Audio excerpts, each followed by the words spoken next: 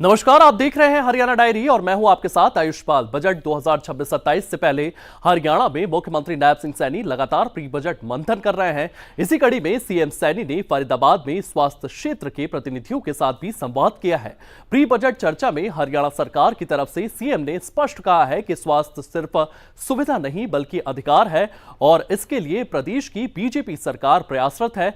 इस बार के बजट में सरकार का हेल्थ सेक्टर पर कितना जोर रहेगा, क्या है सरकार के दावे, कितना बढ़ेगा हेल्थ बजट और कैसे बनेगा हरियाणा विकसित भारत 2047 का ग्रोथ इंजन, इसी पर देखिए आज का हरियाणा डायरी।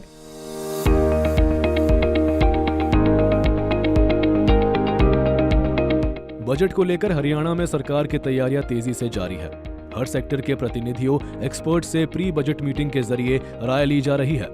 फरीदाबाद में 2 सत्रों में हुए प्री बजट मंथन में हरियाणा के मुख्यमंत्री नायब सिंह सैनी ने हेल्थ सेक्टर के प्रतिनिधियों से परामर्श किया। इस बैठक में सीएम की ओर से साफ संदेश दिया गया। उन्होंने कहा कि प्रदेश का हर नागरिक उनका परिवार है और परिवार के स्वास्थ्य की रक्षा उनकी सबसे बड़ी जिम्मेदारी। सीएम ने कहा कि स्वास्थ्य क्षेत्र को इस बार बजट चर्चा की प्राथमिकता में रखा गया है। मुख्यमंत्री ने कहा कि योजनाएं फाइलों तक सीमित नहीं रहनी चाहिए बल्कि जमीन पर दिखनी चाहिए और आखिरी पंक्ति में खड़े व्यक्ति तक पहुंचना चाहिए। हरियाणा सरकार का एकमात्र लक्ष्य यही है, स्वास्थ्य को सेवा नहीं बल्कि मौलिक अधिकार के रूप में स्थापित करना। ये 7वां प्री बजट कंसल्टेशन जब से शुरू हुआ है, अब की बार इसको हमने और बड़ा, हर वर्ग से अलग अलग क्षेत्रों में इसकी चर्चा हो। हमारी सरकार की सोच है कि बजट सरकार का नहीं होना चाहिए,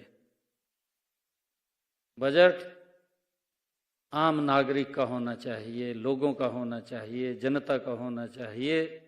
उस आधार के ऊपर हम सब ने अलग अलग वर्गों से हम चर्चा करके उनके महत्वपूर्ण सुझाव इसमें शामिल कर रहे। एक पोर्टल भी लॉन्च किया है, चैट बॉक्स।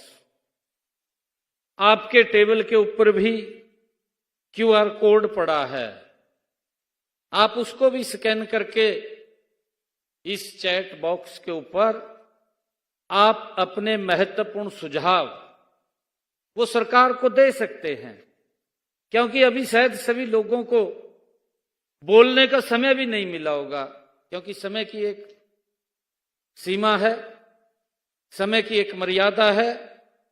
उस समय के अंदर शायद आपके पास कोई अच्छे सुझाव हैं, वो सुझाव आप देना चाहते हैं, परंतु आप नहीं बोल पाए होंगे। परंतु ये चैट बॉक्स के माध्यम से वो सभी सुझाव आप हमारे पास भेज सकते हैं। हरियाणा में पिछले साल स्वास्थ्य बजट में 8.7% की बढ़ोतरी की गई थी और अब सरकार का लक्ष्य इसे 2 अंकों की वृद्धि तक ले जाने का है। सीएम ने बताया कि मौजूदा वित्त वर्ष में स्वास्थ्य क्षेत्र पर अब तक 6,711 करोड़ रुपए से ज्यादा खर्च किए जा चुके हैं। प्रदेश के सभी जिला अस्पतालों में डायलिसिस की सुविधा अब पूरी तरह निःशुल्क है। CT scan, MRI, ultrasound, digital x-ray और ब्लड एनालाइजर जैसी आधुनिक सुविधाएं हर जिले में उपलब्ध कराई गई है। साथ ही day care cancer centre, critical care block और ब्लड बैंकों का आधुनिकीकरण तेजी से किया जा रहा है। डॉक्टर सिर्फ इलाज नहीं करते, वे उम्मीद का उपचार भी करते हैं। व्यक्ति को यह उम्मीद होती है कि मैं डॉक्टर के पास जाऊंगा और मैं स्वस्थ होकर के लौटूंगा, वो एक उम्मीद का उपचार भी करते हैं।